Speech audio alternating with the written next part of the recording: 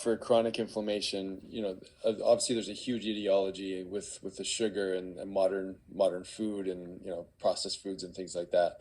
Um, and so this setup of chronic inflammation, I'm imagining, is leading to this chronic depletion in electron health in the body.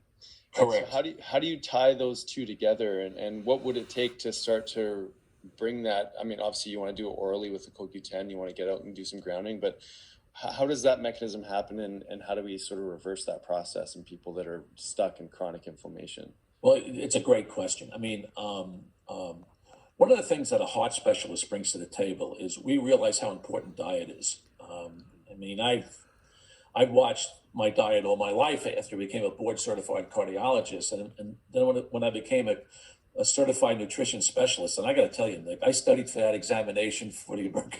I studied 2 years for that examination. I took it over 20 years ago, and I studied hard for that, and that was a tough exam. I got to tell you, it was a 3-hour exam. It was a lot of multiple choice, a lot of paragraphs where you had to read paragraphs and fill in the blanks and blah blah blah.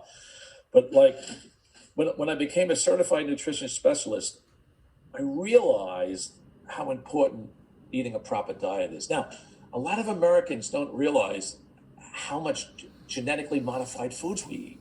They don't understand that because it's sort of camouflage. A lot of Americans think canola oil is healthy.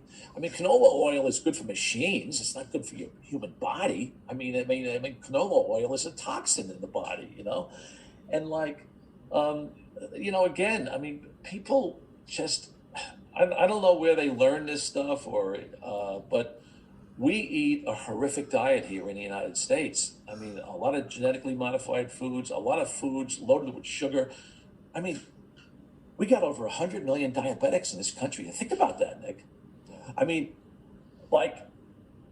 what happened to create over 100 million diabetics in the USA? That means that 1 out of 3.4 people has either type 1 diabetes or type 2 diabetes or at least insulin resistance.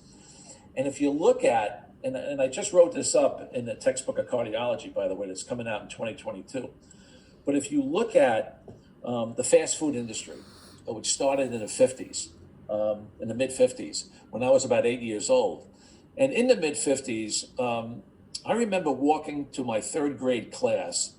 There was no busing back then. The environment was safe, so to speak. The kids weren't being kidnapped, and there was no, in other words, we walked. I mean, society was different. It was like 8 years after World War II and blah, blah, blah. And it was, the USA was a safe place to live. And I used to walk to school, but I walked on leather shoes, on concrete sidewalks. And I was actually, discharging my body of oxidative stress, what I know now about earthing and grounding and about leather soles. But now what happened in the mid 50s? Well, the Adidas generation came in, the Nike generation came in the 60s.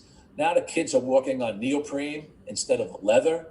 There's a lot of asphalt out there and sidewalks and highways, which is non-conductive to the earth because it's not a natural ingredient. Then what happened? Well, then we started busing kids to schools, right? In other words, kids weren't walking anymore, so we took away exercise, and now kids are being driven. And then worse yet, a lot of the schools were suffering economic distress, so they were canceling, football programs and gym programs and, intramural sports and stuff like that. So it was like the perfect storm. What happened? Well, now we're walking disconnected from the earth, and we're eating a lot more sweets and sugar. And basically, we set up the perfect storm for diabetes. And when the researchers and polling showed that disconnected rats, from the Earth's environment had higher blood sugars, and when Gaetan Chevalier showed this in unpublished data in a rat experiment in the United States, so there were two, researchers in the USA and researchers in Western Europe were looking at this. What they found was that when you're ungrounded, mammalian rats had higher blood sugars. And I'm saying, whoa, wait a minute. Maybe that's one of the reasons why we have so many diabetics in the country. Now, not only are we eating more sugar and high fructose corn syrups and genetically modified foods and blah, blah, blah. Now we're, walking ungrounded, and basically we're rendering ourselves diabetic. because it's like the perfect storm. All these things come together. Less exercise, ungrounded, eating more sugar. All this stuff comes like a perfect storm.